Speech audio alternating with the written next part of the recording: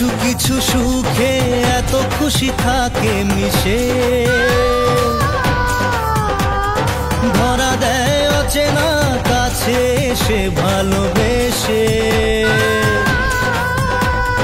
কিছু কিছু সুখ। হ্যালো বন্ধুরা, কেমন আছো তোমরা সবাই? আমি আমার চ্যানেলে আবারও একটা নতুন ব্লগ নিয়ে হাজির হয়ে গেছি। এই ভিডিওটা করেছিলাম আমার বিয়ের আগের দিন। সেই দিনটা ছিল শুক্রবার। তখন বাজে বিকেল 4টে কি 4:30 হবে। আমরা সবাই মিলে চলে গিয়েছিলাম শাঁখার দোকানে। সেই দিনই সকাল 10টা থেকে 2 হাত ভরে মেহেন্দি পড়েছি, তাই মেহেন্দিটা এখনও শুকোয়নি। সেই হাতে মেহেন্দি নিয়েই চলে গিয়েছিলাম শাঁখার দোকানে। এই শাঁখার দোকানটা আমাদের বাড়ির সামনেই। সাথে গিয়েছিল দিদি ভাই, বোন, বৌদি এবং ছোট ছোট 2-3টে পুচকে।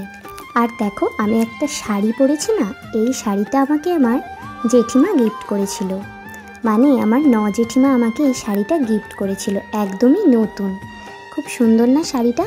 তো তাই আমি এই শাড়িটা শাঁখা পরতে যাওয়ার জন্য চুজ করে নিয়েছি। বেশি কিছু সাজুগুজু করতে পারিনি, কারণ কি দেখতেই পাচ্ছ হাতে মেহেন্দি। তাই দিদিরাই আর বোন আর দিদি মিলেই একটু শাড়ি পরিয়ে দিয়েছে, আর ওরাই যেমন পেরেছে চুল আঁচড়ে, মানে ওরাই যা সাজিয়ে দিয়েছে সেইভাবেই চলে গেছি শাঁখার দোকানে। তো আমরা গিয়ে সবাই বিভিন্ন রকমের শাঁখা দেখলাম। কোনটা ভালো কোনটা খারাপ সেটা তো আমি জানি না, তাই দিদি আর বৌদিরাই পছন্দ করে দিল। তবে মা কিন্তু বলে দিয়েছিল যে যেই শাঁখায় নিস না কেন একটু মোটা দেখে নিবি। আর বিয়ের শাঁখা বলে কথা, একটু তো ভালো দেখে নিতেই হবে, তাই না? কারণ এটা তো হাতের মধ্যে 1 বছর রাখতে হবে। তো 1 বছর যাতে শাঁখাটা সুন্দরভাবে থাকে, সেই জন্য সেই রকম মজবুত শাঁখাটাই নিতে হবে, তাই না? তবে সত্যি বলতে শাঁখাটা কিন্তু আমার বৌদি আর দিদি পছন্দ করে দিলেও শাঁখাটা আমার খুব পছন্দ হয়েছে। এমনকি বিয়ের পর শ্বশুরবাড়িতে এসে সবাই শুধু শাঁখাটার কথাই জিজ্ঞাসা করে। তো শাঁখার সাথে মানানসই করে একটা পলাও নিয়ে নিলাম। তো আমার এই শাঁখাগুলোর দাম কত নিয়েছে জানো? দাম নিয়েছে মোট শাঁখা পলা নোয়া মিলিয়ে 1300 টাকা। দামটা বেশি নিয়েছে কিনা জানি না, বাট সবাই বলে যে বিয়ের শাঁখায় বার্গেনিং করতে নেই, তো সেই জন্য যা দাম বলেছিল আমরা সেটাই দিয়েছি। আমি খুব এক্সাইটেড ছিলাম, কারণ শাঁখা পলা পরে হাতটা কেমন লাগবে সেটা দেখার জন্য। আর এক্সাইটেড থাকারই তো কথা, তাই না? এই দিনটা প্রত্যেকটা মেয়ের জীবনে কতটা গুরুত্বপূর্ণ।